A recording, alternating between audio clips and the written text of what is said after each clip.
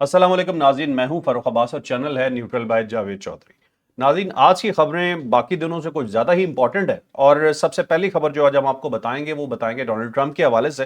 उनकी supreme court ने क्या काम किया जी कि उनके सारे फैसलों को उड़ा कर रख दिया। अब ये देखें, दुनिया का सबसे बड़ा सदर जिसे पूरी दुनिया डर रही है, उससे उसकी अदालत नहीं डर रही। उसकी अदालत ने उसके खिलाफ फैसला दिया और अब लग ये रहा है कि जैसे अमेरिका की इकोनॉमी पूरी की पूरी तबाह ही ना हो जाए। ये बड़ी डिटेल स्टोरी है, ये जानिएगा। और इसके साथ फिर हम आपको ये बताएंगे कि इंटरनेशनल स्टेबिलिटी फोर्स जो कि बनाई जा रही है गजा के लिए, बनाई जा रही है फलस्तीन के लिए, उसमें पाकिस्तान जा रहा है या नहीं जा रहा। बहुत बड़ी खबर आ गई है और पाकिस्तान के नाकदीन के लिए तो यकीनन, जैसे कहते हैं ना, वो नाकों चने छपवा देना, पाकिस्तानी गवर्नमेंट ने वो किया है उनके साथ। तो बड़ी जबरदस्त खबर है, ये भी जानिएगा। फिर आपको हम ये बताएंगे जी कि ईरान जो है, क्या इसके ऊपर ट्रंप साहब हमला करने वाले हैं, क्योंकि ट्रंप ने बता दिया हमले का। अमूमन ये होता था कि वो बताते नहीं थे, कहते थे कि हम करने लगे हैं, ये करने लगे हैं, वो करने लगे हैं। लेकिन अब ट्रंप ने बता दिया है कि वो कौन सा हमला करने जा रहे हैं। ये बड़ी डिटेल स्टोरी है। और फिर इसी व्लॉग में हमने यहां बैठ के आपको एक चीज बताई थी और वही चीज अब कंफर्म हो रही है कि ईरान के अंदर जो मुजाहिरे हुए थे, उन मुजाहिरों की वजह क्या थी, उसकी असल वजह आज आप जानिएगा वो क्या थी। बात हालांकि पुरानी है, लेकिन मामला अभी दोबारा से वो इमर्ज हो रहा है। वो हम आपको बताएंगे तो आप चकरा के रह जाएंगे कि वाकई भाई आपकी बात तो ठीक साबित हुई। और फिर आपको यह बताएंगे जी कि अलीमा खान साहबा और गंडापुर साहब, इनकी जंग आपस में जारी है, वो खत्म नहीं हो रही है। अलीमा खान ने गंडापुर साहब को फिर बहुत कुछ सुना दिया है, ये जानिएगा ये क्या बात है। और मजीद भी अपने भाई के हवाले से, इमरान खान के हवाले से उन्होंने कुछ बड़ी बातें की हैं, ये इंपॉर्टेंट होगा, जरूर जानिएगा। फिर जी हम यहां पीट पीट के थक गए कि थोड़ी सी जी किफायत शारी करें, थोड़ा सा जी पैसा कम खर्च करें, टैक्स पेयर के पैसे को बचा के रखें। और पाकिस्तान इस कंडीशन में नहीं है कि हमारी अशराफिया जो है वो इस वक्त अपने मज़ों को बढ़ा दे और अपनी लग्जरी को बढ़ा दे। लेकिन जितना हम बोलते जा रहे हैं, लगता है काम उसकी ऑपोजिट होता जा रहा है। तो पंजाब गवर्नमेंट ने एक और काम कर दिया है, यकीन माने सुन के खुशी आपको बिल्कुल नहीं होगी। हम इनकी तारीफ करते हैं जहां इनकी तारीफ बनती है, लेकिन मुझे नहीं समझ आता कि इस तरह के फैसले कौन करवा रहा है। जो मोमेंटम इन्होंने पकड़ा था बसंत के अंदर, उसी मोमेंटम का शायद बेड़ा गर्क करना चाह रहे हैं। जानिएगा आज की स्टोरी में ये क्या है। फिर आपको एक और ये चीज बताएंगे जी कि पीटीआई को शायद वफादार लोग जो है वो हजम नहीं होते। माजरत के साथ मैं बड़ा हार्ड सी ये लाइन यूज कर रहा हूं, लेकिन साहबजादा हामिद रजा की एक स्टोरी है, इसके ऊपर हम आपको ये चीज प्रूव करके देंगे कि जो उनके साथ लॉयल होता है पीटीआई के साथ, उनके साथ होता क्या है। तो ये भी जानिएगा आज ही के व्लॉग में। तो हम शुरू करते हैं अपनी सबसे पहली स्टोरी अमेरिका के हवाले से कि सुप्रीम कोर्ट ने क्या किया। अब अमेरिकन सुप्रीम कोर्ट ने कमाल ही कर दिया, क्योंकि डोनाल्ड ट्रंप जब से आए हैं उन्होंने टैरिफ को एक बहुत बड़े हथियार के तौर पे इस्तेमाल किया है, बल्कि बारगेनिंग चिप के तौर पे इस्तेमाल किया है, ब्लैकमेल किया है पूरी दुनिया को। बल्कि वो कल भी ये बता रहे थे कि जब पाकिस्तान और इंडिया लड़ रहे थे तो मैंने दोनों को धमकी दी कि मैं तुम दोनों पे 200% टैरिफ लगा दूंगा। साथ उन्होंने नकल की कि एक बोला कि no no no no sir, no no sir, ये इतनी कौन था, जोर से। कौन बोला ज़ाहिर है था? मोदी की तरफ ही होगा। पाकिस्तान की इतनी ट्रेड ही नहीं है, वो क्या कहते हैं कि गंजी नहाएगी क्या तो निचोड़ेगी क्या, हमने क्यों करना है। हम तो कहेंगे ठीक है सर, कोई मसला नहीं। बल्कि पाकिस्तान तो पहले से माना हुआ था कि ठीक है हमने मुक्का मार लिया है, अब उसको रोकें कि वो ना मारे, क्योंकि उसने मारा तो फिर हम बड़ा मुक्का मारेंगे। हम दस हो जाएंगे। हाँ, तो वो फिर जाहिर है मोदी का जाहिर है सबसे ज़्यादा ट्रेड जो है वो इंडिया की और अमेरिका के दरमियान है, बड़ी मतलब $600 बिलियन के करीब तो अच्छा। वहाँ पे है। तो जाहिर है ज़्यादा आवाज़ तो फिर मोदी साहब की निकली होगी इसमें। तो इतना ज़्यादा टैरिफ को इस्तेमाल किया उसने बारगेनिंग चिप के तौर पे या ब्लैकमेलिंग के तौर पे, और वो फिर ज़ाहिर है सुप्रीम कोर्ट हमला चला गया। सुप्रीम कोर्ट 3/6 के तहत, यानी 6 जजेस जो हैं उन्होंने इसके खिलाफ फैसला दे दिया, 3 ने डोनाल्ड ट्रंप की हमायत का ऐलान किया, और उन्होंने जो टैरिफ के सारे फैसले थे उन्हें कल अदम करार दे दिया। अब ज़ाहिर है जब ये फैसला अनफोल्ड होगा तो फिर पता लगेगा कि इसके अंदर क्या क्या चीज़ है, कि आइंदा से होगा या इस वक्त से होगा या फिर बैक डेट से होगा, यानी ठीक जो है, भी उन्होंने अब तक फैसला किया वो सारा रिवर्स होगा। अभी डेवलपिंग स्टोरी। अभी डेवलपिंग स्टोरी। ठीक है। अब अगर ये रिवर्स हो गया और उन्होंने शुरू से कर दिया तो ये कई बिलियन डॉलर जो है ना अमेरिका को ठुक जाएंगे, बल्कि कई $100 बिलियन अमेरिका को ठुक जाएंगे, ये वापस करने तो पड़े। ये वापस करने पड़ जाएंगे। ठीक है। और दूसरा ये है कि हो सकता है कि आम आदमी तक या आम बिजनेसमैन तक आपको ये पैसे पहुंचाने पड़ जाए। ओके। और उससे जो अभी, क्योंकि ज़ाहिर है फैसला खुलेगा اور پھر لوگ اس کے اوپر تبصرہ کریں گے تو پھر ہی کچھ کہا جا سکے گا. لیکن مجھے لگتا ہے کہ یہ فیصلہ ڈونلڈ ٹرمپ کے گلے پڑنے والا ہے اوکے. اور یہ بڑا فیصلہ ہو گیا ہے. اور اس سے ڈونلڈ ٹرمپ کی جو اڑان تھی نا وہ ساری کی ساری واپس چلی جائے گی.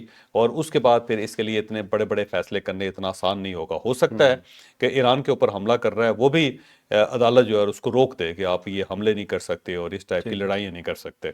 اور یہ بھی اگر ہو گیا تو ڈونلڈ ٹرمپ کے سارے پر جو ہیں کٹ جائیں گے. وہ جو روز بول رہا تھا منہ چڑھا رہا تھا نا ساری دنیا کا, میرا خیال ہے اس کو بہت نقصان ہوگا اس کا. ٹھیک ہے. تو اب دیکھتے ہیں کیونکہ اس کے اندر تو انہوں نے ڈکلیئر کر دیا ہے کہ اس نے اختیارات سے تجاوز کیا ہے اور اس کے پاس کوئی اختیار نہیں تھا کہ یہ ٹیرف کو بڑھا سکے یا کم کر سکے.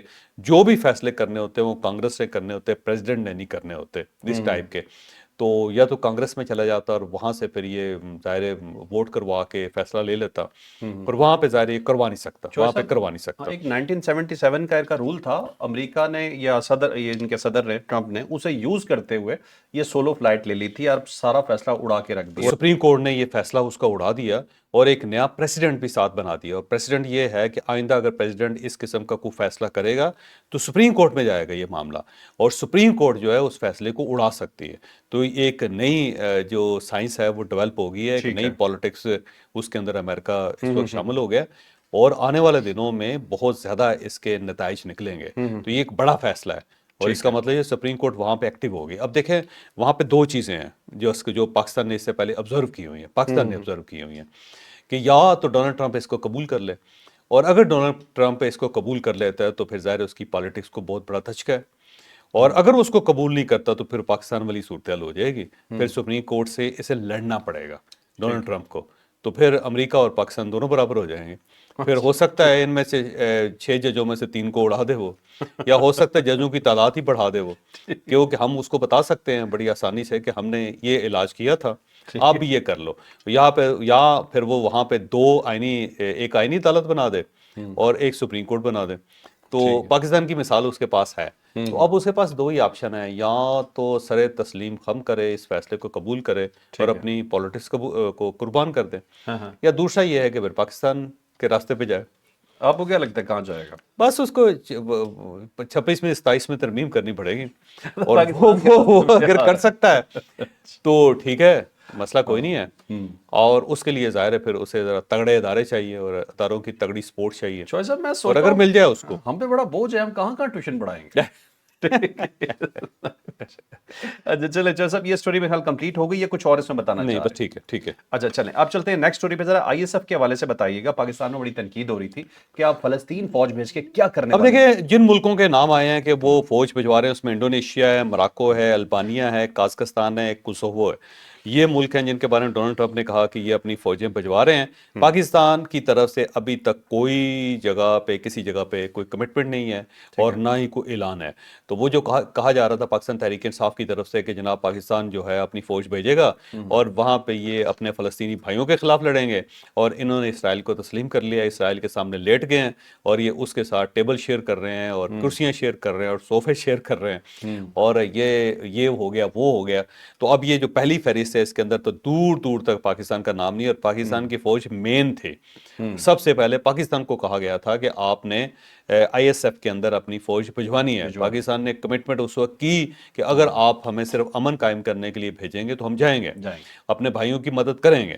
لیکن اگر آپ یہ کہیں گے کہ جی ہم نے وہاں سے حماس کو ڈس آرم کرنا ہے تو اس کے لیے ہم تیار نہیں ہیں, ہم نے یہ کام نہیں کرنا. اور اگر آپ یہ چاہتے ہیں کہ جی ہم امن قائم کریں تو ہم صرف حماس کو نہیں روکیں گے, ہم نے اسرائیل کو بھی روکنا ہے. ایسا نہیں ہے کہ اسرائیل جو اس کو اجازت دی جائے کہ آپ بمباری کرتے رہو اور حماس جو اس کے ہاتھ پکڑ کے بیٹھ جائے. تو پاکستان کی شرائط بڑی کلیئر ہیں, اور ابھی تک یہ جو فہرست ہے اس کے اندر پاکستان کا نام نہیں آیا, اور ڈونلڈ ٹرمپ کی طرف سے ناراضگی کا اظہار بھی نہیں کیا گیا. تو اس کا مطلب پاکستان کی ڈپلومیسی کامیاب ہو گئی. اس نے امریکہ کو ناراض بھی نہیں ہونا دیا, ڈونلڈ ٹرمپ کو ناراض بھی نہیں ہونے دیا, اور اس کو کنونس بھی کر لیا کہ بھائی ہماری یہ مجبوری ہے, اگر ہم یہ کمٹمنٹ کریں گے تو ہماری اپوزیشن ہمیں نہیں چھوڑے گی, یا پھر اپوزیشن کو پکڑو نا آ کے پہلے تو وہ میرا خیال یہ ہے کہ پاکستان بڑی سمارٹلی کھیل کے کامیاب ہو گیا. اس نے ڈونلڈ ٹرمپ کو سمجھا لیا ہے کہ بھائی ہمارے اوپر سے اس طرح اٹھا لو, ہم یہ نہیں کر سکیں گے, یا پھر ہماری شرطیں مانو. अच्छा चौधरी साहब, एक चीज़ देखिए, शहबाज शरीफ ने जो तकरीर की ना, वो फ़लस्तीन के मौक़िफ़ से पीछे नहीं नहीं, हटे, पीछे नहीं हटा, बड़ी बड़ी बात, स्ट्रेट तकरीर थी। नहीं बड़ी बात, बड़ी बात, बड़ी बात। लेकिन बिल्कुल। पाकिस्तान का एक और भी हिस्ट्री है, अब इस मौके पर बात करनी चाहिए नहीं, जब हम किसी चीज़ से इनकार करते हैं ना, फिर कुछ अरसे बाद हम हाँ भी कर देते हैं, ये भी है। हो अच्छा। सकता है अब तारीख ज़रा उससे हाँ। हट के फैसला हो जाए, लेकिन इससे पहले जब भी हमने ये किया है, अल्टीमेटली फिर हमें वो बात माननी पड़ेगी। चौधरी साहब, भेजने को तो पाकिस्तान तैयार है, प्रॉब्लम तो सिर्फ शराइत है ना, चले, कि अगर पीस कीपिंग के लिए तो ठीक है, हमें तो फिर कोई मसला नहीं अमेरिका है। कह देगा किसी वक्त ठीक है जी पीस कीपिंग के लिए, लेकिन अब उसको इंश्योर करना जो है ना वो पाकिस्तान का कमाल है। वो कुछ चीज़ें तो फिर वक्त पे भी छोड़नी पड़ती है ना चौधरी वक्त साहब। पे छोड़ना पड़ेगा। बिल्कुल सही। अच्छा चलें, अब चलते हैं जी नेक्स्ट स्टोरी पे। नेक्स्ट स्टोरी जी कि ईरान के हवाले से, कि ईरान क्या कुछ तैयारी करके बैठा है। हमारी इत्तलात के मुताबिक ईरान ने बहुत कस के तैयारी कर ली है। ये पूरी डिटेल क्या है, ये आज के स्टोरी में बताएंगे। साथ आपको ये बताएंगे जो बेड़े पे बेड़े आ रहे हैं अमेरिका के, उनका हाल क्या होगा, और अमेरिका ने जो फैसला किया है, जो फैसला सुना दिया है हमले का, वो क्या है। अब डोनाल्ड ट्रंप की तरफ से, बल्कि अमेरिकन मीडिया की तरफ से ये बात आ रही है कि डोनाल्ड ट्रंप जो है या अमेरिका है वो ईरान के ऊपर महदूद किस्म के हमले करेगा, यानी कि टारगेट सामने रख के जो पासदारान इंकलाब है और उनकी जो छावनियां हैं या उनके जो मोर्चे हैं या जहाँ पे उन्होंने अपने वेपन्स रखे हुए हैं, मेरा ख्याल ये है कि वहाँ से ये हमला स्टार्ट करेगा और पहले चंद हमले करेगा जिसमें सिर्फ और सिर्फ मिलिट्री के जो टारगेट्स हैं उनको ये हिट करेगा और पब्लिक, जनरल पब्लिक के ऊपर किसी किस्म का हमला नहीं होगा, शहरों के ऊपर हमला नहीं होगा। एक इंप्रेशन अमेरिका देगा कि जी हमारा मकसद तो पब्लिक को डिस्टर्ब करना ही नहीं, ना इंफ्रास्ट्रक्चर डैमेज करना है, ना हमने सड़कें डैमेज करनी है, ना हमने पुल तोड़ने हैं, ना हमने जो हवाई अड्डे हैं उनको डैमेज करना है, ना हमने सिविलियन आबादी के ऊपर हमला करना है। हमने तो सिर्फ और सिर्फ पासदारान और उनके भी वो ठिकाने जहाँ पे उन्होंने वेपन्स रखे हुए हैं या जहाँ पे उनके ट्रेनिंग कैंप्स चल रहे हैं, हमने सिर्फ उनको हिट करना है। तो अमेरिका शुरू में इस टाइप की हरकत करेगा और फिर भी अगर उसकी शर्तें नहीं मानी जाएंगी तो फिर वो बढ़ाता चला जाएगा, फिर वो बमबारी जो है एक साइड से लेके स्टार्ट करेगा, फिर आखिर तक वो इराक के बॉर्डर तक बमबारी करता चला जाएगा। क्योंकि इसको अमेरिका या डोनाल्ड ट्रंप जो है वो एक बारगेनिंग चिप के तौर पे इस्तेमाल करना चाहता है। वो बार बार ये कह रहा है कि जब तक हम हमला नहीं करेंगे ईरान हमारी बात नहीं मानेगा या मुज़ाकरात की टेबल पे नहीं आएगा या फिर हमारी शर्तें तस्लीम नहीं करेगा। ओके। तो वो मेरा ख्याल है शराइत को तस्लीम करने के लिए ना एक अटैक करेगा भरपूर किस्म का और उसके बाद कहेगा आए मुज़ाकरात कर ले, अभी भी आपके पास दरवाजे खुले हुए हैं। ठीक है। वो बहुत ज़्यादा ऐसा नहीं है कि मुकम्मल तौर पे ईरान को डैमेज करके फिर उसके बाद लेकिन कहेंगे चौधरी हाँ साहब, जी। अगर वो महदूद भी अटैक करता है तो ईरान क्यों महदूद रहेगा? ये तो फिर खुल के जवाब देना शुरू कर अब देंगे। ईरान, देखिए दो इश्यूज हैं ईरान के पास। एक तो अमेरिका दूर बहुत ज़्यादा है, उसे ज़ाहिर है जो करीब तीन अड्डे हैं उसके वो हिट करने पड़ेंगे या फिर इसके बैरी बेड़े उसके ऊपर हाँ। अटैक करना पड़ेगा। दो बैरी बेड़े हैं ना जी इस वक्त, इब्राहिम जो है वो 250 किलोमीटर के फासले पे है ईरान हाँ से, जी। और जो दूसरा इसका असली सबसे बड़ा बैरी बेड़ा है वो वेनेजुएला में था और वहाँ पे उसने उसको ब्लॉकेट की हुई थी। वेनेजुएला को हर तरफ से उसने घेरा हुआ था और उससे फिर अब ये वहाँ से वेनेजुएला से उसको निकाल रहे हैं और अब वो ईरान की तरफ आ रहा आ है। रहा है। तो उससे थोड़ा सा टाइम लगेगा। अभी सरहद से इब्राहिम है और ये बार बार जो डोनाल्ड ट्रंप कह रहे हैं ना 10 दिन 15 दिन के बाद हम फैसला करेंगे, वो इसलिए कर रहा है कि दूसरी साइड से वेनेजुएला से वो बैरी बेड़ा चल पड़ा है। चौधरी साहब, ये जो है ना इब्राहिम लिंकन, इस पे F-35C खड़े हुए हैं, स्टेल्थ फाइटर, तो ये ले जाने का मकसद ये था कि ईरान को ये यकीन दिला देना कि हम आप पे अटैक करने वाले हैं, कि स्टेल्थ फाइटर्स आ रहे हैं। दूसरा इसका एक और भी बड़ा इशू है कि ईरान पे बार बार धमकी दे के ये चाहते हैं कि वो अपना वेपन एक्सपोज करे। एक्सपोज करे कि हमारे पास क्या है। क्या क्या क्या है, या तो बता दें, नहीं तो जैसे ही डिप्लॉय करेंगे तो ये सैटेलाइट से देख लेंगे कि इनके पास क्या क्या और कहाँ कहाँ है, तो ये उसके लिहाज से जंगी तैयारी भी करना अब वो चाहते ज़ाहिर है उन्होंने बहुत ज़्यादा पैसा खर्च किया ईरान ने पिछले 7-8 महीनों में और उसकी बुनियादी वजह यही थी कि उसे महसूस हो गया जब इसराइल ने उसके ऊपर हमला किया, अमेरिका ने उसके ऊपर हमला किया, तो उसे पता चल गया कि हमारे पास इतनी गुंजाइश नहीं है। तो इमीडिएटली उसने फिर अपने वेपन्स भी अपग्रेड किए और साथ साथ उसने डिफेंस सिस्टम भी लिया। एक डिफेंस सिस्टम उसने 2-3 डिफेंस सिस्टम उसने रशिया से लिए हैं, फिर चाइना से लिए हैं और जहाज़ के जहाज़ भर के वहाँ पे लैंड करते रहे हैं ईरान के अंदर और उस पर ह्यूज इन्वेस्टमेंट की है। ईरान के पास जितने पैसे थे उसने वेपन्स के ऊपर खर्च कर दिए ठीक है। और यही वजह थी कि फिर वहाँ पे अचानक जो करेंसी है मज़ीद डिवैल्यू हुई और पैसा जो था वहाँ से निकल गया और दुकानदार जो थे उन्होंने बाहर निकल के शोर करना शुरू कर दिया। अब गवर्नमेंट उनको ये तो नहीं बता सकती थी कि भाई हम इसलिए पैसा यहाँ से निकाल रहे हैं कि हमारी सलामती दाव पे लगी हुई है। उन्होंने समझाने समझाने की कोशिश की लेकिन वो जो कार्ड से उसे ओपन नहीं किया और अमेरिकन को और यूरोपियन को ये पता था कि इस वक्त ये पैसे यहाँ से निकाल रहे हैं, इस वजह से वहाँ पे ज़रा मंदी पैदा हुई हुई मार्केट के अंदर। तो इसका सबसे बेहतरीन टाइम यही है कि हम इस टारगेट को अचीव कर सकते हैं और ये जो बदअमनी है उसको कैश करवा سکتے ہیں. ٹھیک ہے. تو پھر امریکنز کی طرف سے, ویسٹرن میڈیا کی طرف سے بہت زیادہ پریشرائز کیا گیا کہ دیکھیں جی یہاں پہ تو اتنے رائٹس ہو رہے ہیں, اتنے لوگ قتل ہو گئے ہیں, اتنے لوگ مر گئے ہیں. بنیادی طور پہ تو ایران وہاں سے پیسہ نکال کے ویپنز خرید رہا تھا. تو اس وقت ایران کے ساتھ رشیا بھی ہے, چائنا بھی ہے, لیکن یہ دونوں اس کے ساتھ کندھے سے کندھا جوڑ کے لڑیں گے نہیں, کیونکہ انہوں نے آج تک لڑائی نہیں لڑی امریکہ کے ساتھ. اور امریکہ چاہتا ہے کہ کوئی بڑی قوم آئے, لیکن وہ ظاہر ہے لڑنا نہیں چاہیں گے. وہ ایران کو ہی سامنے کریں گے اور اپنے ویپنز کو استعمال کروائیں گے اور کہیں گے بیٹا لے جو پیسے ہیں لے کے آ اور لے ہمارے ویپنز وغیرہ استعمال کر. اب دیکھتے ہیں کہ اگر جنگ سٹارٹ ہوتی ہے تو اس کے بعد کون کون سا ہتھیار باہر نکلتا ہے اور اس کی کیا پوزیشن ہوتی ہے. اب دیکھنا, اپنی جنگ چوائس اب خود ہی لڑنی پڑے خود ہی لڑنا, وہ ایران کو خود لڑنی پڑے گی اور اس کے علاوہ اس کے پاس آپشن کوئی نہیں ہے. تو 3 ہی شرطیں ہیں, اس سے مجھے نہیں لگتا کہ جو امریکہ پیچھے ہٹے گا. ایک تو رجیم چینج ہے کہ رجیم چینج کریں, مولویوں کو نکالیں وہاں سے, اور دوسرا یہ ہے کہ کوئی نیوکلیر ویپن نہیں بنے گا, وہ مکمل طور پہ زیرو کرنا پڑے گا ان کو. اور تھرڈ جو مین چیز ہے وہ یہ ہے کہ جی انہیں جو پراکسیز ہیں جو حماس کو سپورٹ کر رہے ہیں یا پھر یہ حزب اللہ کو سپورٹ کر رہے ہیں وہ انہیں بند کرنی پڑے گی. بند کرنی. 3 ہی ان کے مطالبے. اوکے ٹھیک ہے. چلیں اب چلتے ہیں جی نیکسٹ سٹوری میں. نیکسٹ سٹوری جی ایک کچھ لائلٹی کے حساب سے کہ جب بھی آپ کسی کے ساتھ وفادار ہوتے ہیں بہت اچھی بات ہے. وفاداری اور ٹرسٹ پہ دنیا چلتی ہے, اس کے بغیر ناممکن ہے. آپ بھروسہ نہیں کریں گے آپ آگے نہیں بڑھ سکیں گے. جو لوگ بھروسہ نہیں کرتے وہ ساری زندگی تنہا ہی رہ جاتے ہیں. لیکن پرابلم یہ ہے کہ بھروسہ کرنا کس پہ. آپ نے اب بھروسہ کر لیا, آگے والا آپ کا کتنا بھروسہ رکھ رہا ہے. یہ ہے ساری کی ساری یہ سٹوری. جانیں گے صاحبزادہ حامد رضا کے ساتھ کیا ہوا. اب صاحبزادہ حامد رضا صاحب جنہوں نے قربانی بہت زیادہ دی, انہوں نے بلکہ اپنی پارٹی بھی دے دی اور سنی اتحاد کونسل جو تھی وہ انہوں نے حوالے کر دی, اور پھر ظاہر ہے انہوں نے بڑے مقدمے برداشت کیے, بڑے ماریں کھائیں, کٹیں کھائیں انہوں نے, جبکہ وہ پرو اسٹیبلشمنٹ تھے اور ان کی اٹھان ہی اسٹیبلشمنٹ کی مدد سے ہوئی تھی. لیکن وہ عمران خان صاحب کے ساتھ کھڑے ہو گئے, مشکل وقت میں کھڑے ہو گئے, اور پھر اس کے بعد ان کے اوپر مقدمہ بنا, پھر وہ گرفتار ہوئے اور اب ظاہر جیل بھگت رہے ہیں. تو 111 دن ہو گئے ان کو اب تک نا جیل کے اندر. ان 111 دنوں کے اندر حامد رضا صاحب کی ملاقات کے لیے کوئی شخص نہیں گیا پاکستان تحریک انصاف سے. تو اب ان کا جو ٹویٹر ہینڈل ہے وہ ظاہر ہے ان کو صاحبزادہ چلا رہا ہے, اور اس نے وہاں پہ ایک سوال ڈال دیا کل جس نے بڑا کوہرام برپا کر دیا. اس نے سوال یہ ڈالا کہ کوئی شخص مجھے بتائے کہ جو کل میرے والد سے یا حامد رضا صاحب سے ملنے کے لیے جیل گیا ہو, اور اگر کوئی گیا تو اس کے پاس تصویر ہوگی, کوئی تو مہربانی کر کے اپلوڈ کر دیں اس کا. تصویر بھیج. تو انہوں نے ایک شکوہ کیا کہ جناب ہم تو آپ کے لیے مار کھا رہے تھے اور مار ہم کھاتے رہ گئے, اور جب ہم مار کھا لی ہم نے تو ہم وہاں پہ بیٹھے ہوئے اپنے زخموں کے ساتھ, اور آپ اپنی چادر لے کے غائب ہو گئے, نکل گئے. تو اس کے بعد پھر پاکستان تحریک انصاف جو ہے اس کے اوپر بڑا تبرہ ہو رہا ہے اس وقت پورے سوشل میڈیا پہ, اور گورنمنٹ جو ہے وہ بہت زیادہ خوش ہے, اور جو ہوتے ہیں نا کچوچے لینے اس طرح کرنا, وہ اس کو کہہ رہے ہیں اور چپ ہو.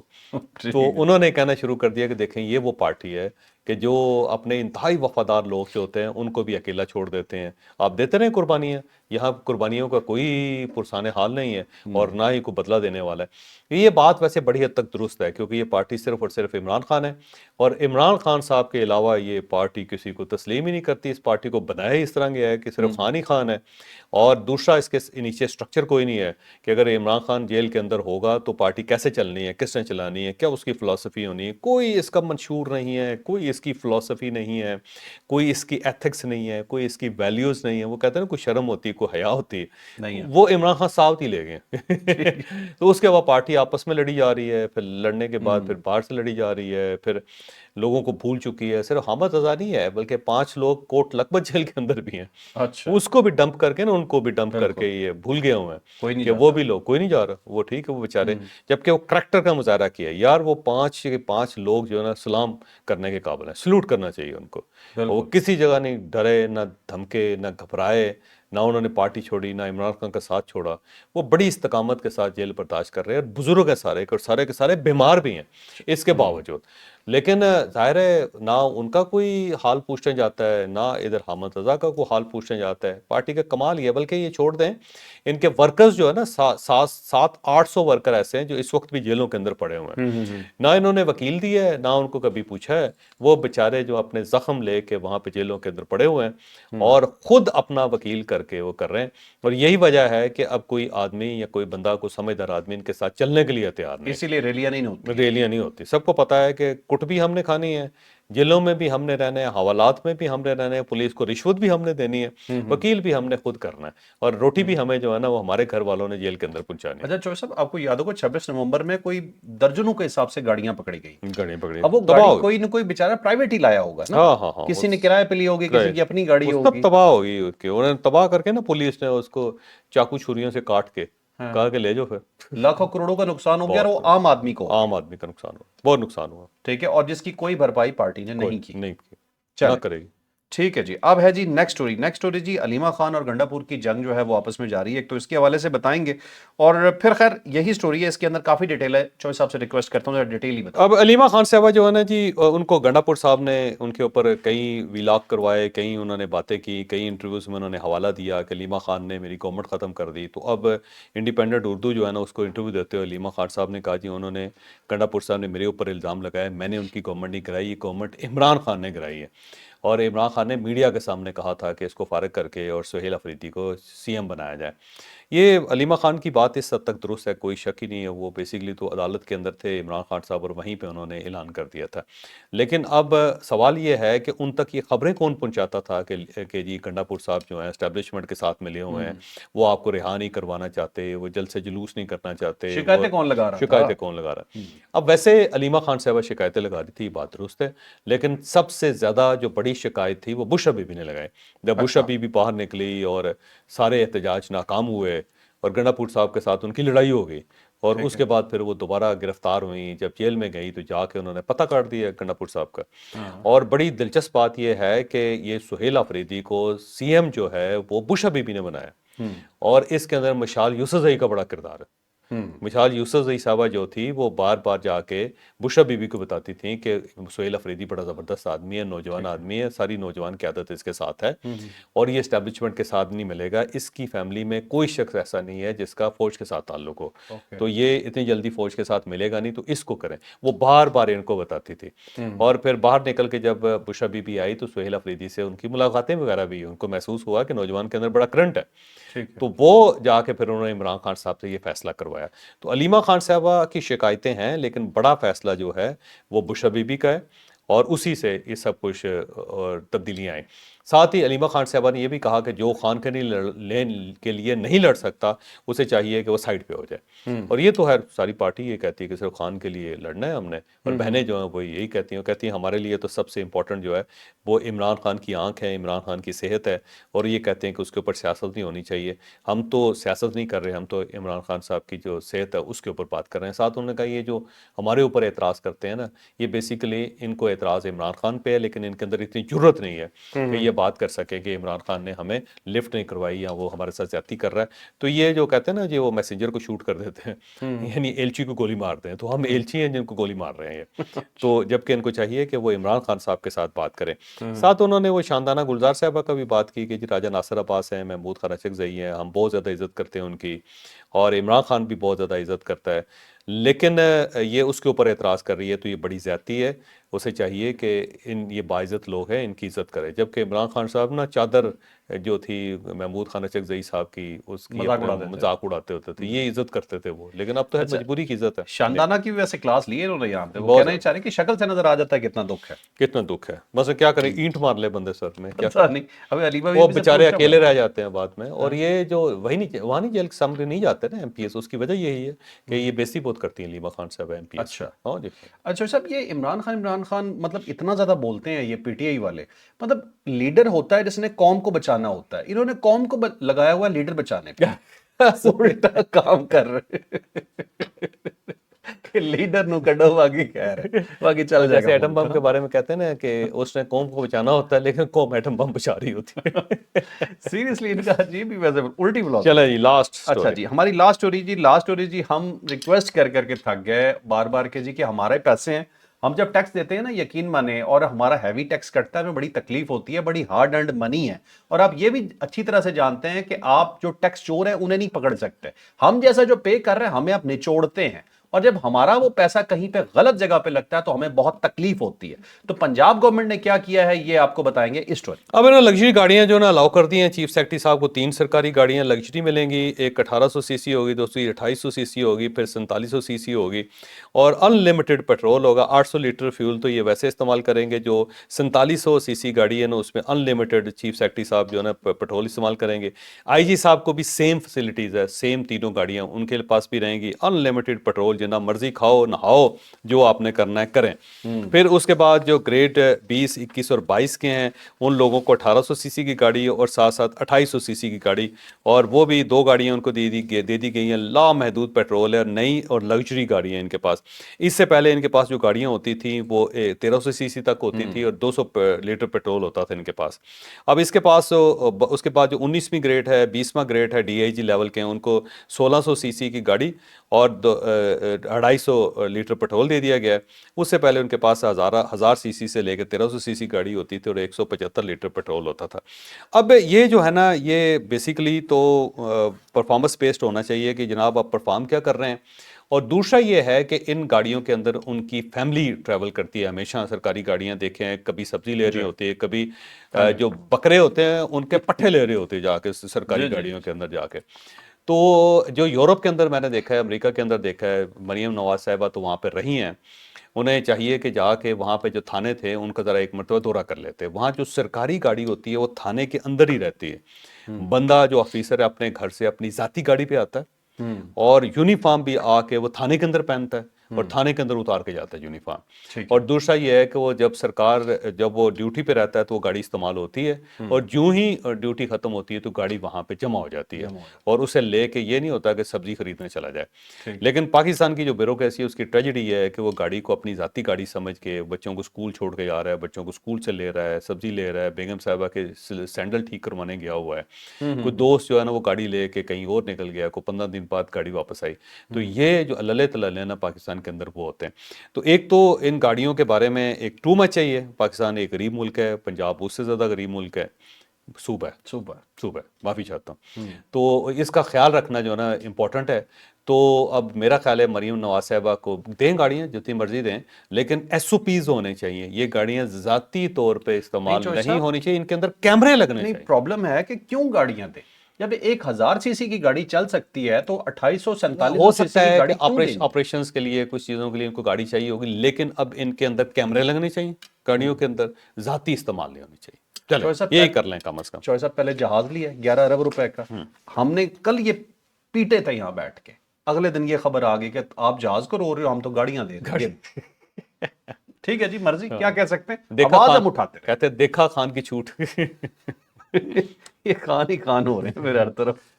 چلے ناظرین, یہ تھا آج کا ولاگ. یقیناً آپ کے لیے بہت انفارمیٹیو رہا ہوگا, اور آپ کو سٹارٹنگ میں بتانا بھول گیا کہ آپ نے جاوید چوہر صاحب کے کالم پڑھنے, تو JavedCH.com پہ جا کے پڑھنا بالکل نہ بھولیے گا. اور بڑے دنوں سے ہم نے انڈیا کو خالصتان یاد نہیں کروایا, ٹکا کے یاد کروائیں. جہاں جہاں ان کی سوشل میڈیا پوسٹ آپ کو ملے وہاں جا کے خالصتان بس لکھ دے نیچے. Like share subscribe. اجازت دیجیے, اللہ حافظ. پاکستان زندہ باد.